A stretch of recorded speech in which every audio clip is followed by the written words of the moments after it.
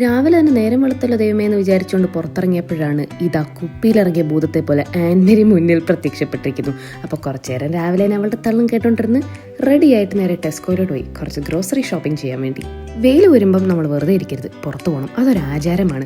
അപ്പം ഇന്ന് ടെസ്കോയിലോട്ട് പോകാമെന്ന് വിചാരിച്ചു. ടെസ്കോവിന് അടുത്തായതുകൊണ്ട് അവിടെ പോയില്ല, കുറച്ച് ദൂരെയുള്ള ലിഡിലോട്ട് പോയി. അവിടെ പോയപ്പോഴാണ് ഞാൻ ഈ സംഭവം കണ്ടത്, ഡിഫ്യൂസർ. എന്നാൽ പിന്നെ പണം പോട്ടെ പ്രതാപം വരട്ടെ എന്ന് ഞാനതങ്ങ് മേടിച്ചു. എൻ്റെ അയൽവാസിയാണ് പറഞ്ഞത് ഈ ഹണികോം നൈസാണെന്ന്, അതുകൊണ്ട് ഞാൻ അതും അങ്ങ് മേടിച്ചു. പിന്നെ ഈ മീൻ എനിക്ക് ഉണ്ടാക്കാൻ എളുപ്പമായതുകൊണ്ട് ഇതും 2-3 ടപ്പ് ഞാനങ്ങ് മേടിച്ച് വെച്ചു. അത്യപൂർവമായിട്ട് ലിഡിലിൽ വല്ലപ്പോഴും വരുന്ന ചോക്ലേറ്റ്സ് ആണ് ഇത്, ബെൽജിയം ചോക്ലേറ്റ്സ്. സീഷെൽസിൻ്റെ രൂപത്തിലുള്ള ചോക്ലേറ്റ്സ് ആയതുകൊണ്ട് ഇതെനിക്ക് ഭയങ്കര ഇഷ്ടമാണ്. ആൻഡ് ഇത് വായിൽ നമ്മൾ വെക്കുമ്പോൾ തന്നെ മെൽറ്റായി പോകും. ഷടപടയെന്ന് ബില്ലടിച്ചിട്ട് വീട്ടിൽ പോയിട്ട് നമുക്കൊരു വമ്പം പരിപാടിയുണ്ട്. എന്താണെന്നല്ലേ, ആൻമരി രാവിലെ വന്നതും ടോയ്ലറ്റിൽ കുടുങ്ങിപ്പോയി. ആ ടോയ്ലറ്റിൽ നമ്മൾ അതിസാഹസികമായിട്ട് പുറത്തിറങ്ങിയെങ്കിലും ആ ടോയ്ലറ്റ് ഇപ്പോഴും ലോക്ക്ഡൗൺ, അതായത് കീ അകത്ത് തന്നെയാണ്. അതുകൊണ്ട് അതെങ്ങനെയെങ്കിലും പുറത്തെടുക്കണം. എനിക്ക് പിന്നെ പണ്ടേ സ്കൂളിലും NCCയിലും ഒക്കെ ഓട്ടത്തിനും ചാട്ടത്തിനും ഗോൾഡ് മെഡൽ ഉള്ളതുകൊണ്ട് അതിവിടെ ഉപകാരപ്പെട്ടു.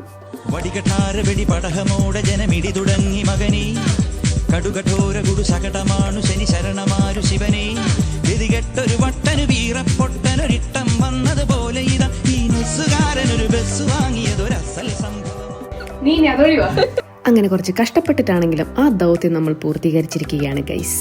പിന്നെ മേടിച്ച സാധനങ്ങളൊക്കെ 1 by 1 എടുത്ത് നോക്കാം. ഇത് ഞാൻ ഇപ്പം തുറക്കുന്നില്ല, രാത്രി തുറക്കാം. അയൽവാസി പറഞ്ഞ ആ ഹണി കോംബ് ഒന്ന് ട്രൈ ചെയ്താലോ? അത് റിയൽ ഹണി ആണെന്നാണ് പറയുന്നത്, അതായത് ഈ ഹണി കോംബൊക്കെ അകത്ത് തന്നെ ഉണ്ട്.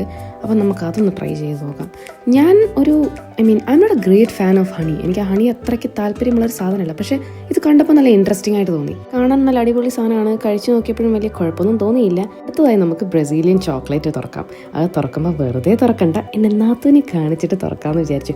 കാരണം കഴിഞ്ഞ ആഴ്ച അവൾ ഗുലാബ് ജാമുൻ കഴിച്ചുകൊണ്ടിരുന്നപ്പോൾ എന്നെ കാണിച്ചു. എന്നാൽ പിന്നെ എനിക്കിവിടെ ഗുലാബ് ജാമുൻ കിട്ടാത്തതുകൊണ്ട് ഞാൻ ഇവിടെ ഈ ബ്രസീലിയൻ സീഷെൽസ് പോലത്തെ ചോക്ലേറ്റ്സ് കാണിച്ച് കൊതിപ്പിക്കാമെന്ന് വിചാരിച്ചു. ഒരു മനസ്സുഖം വേറൊന്നുമില്ല.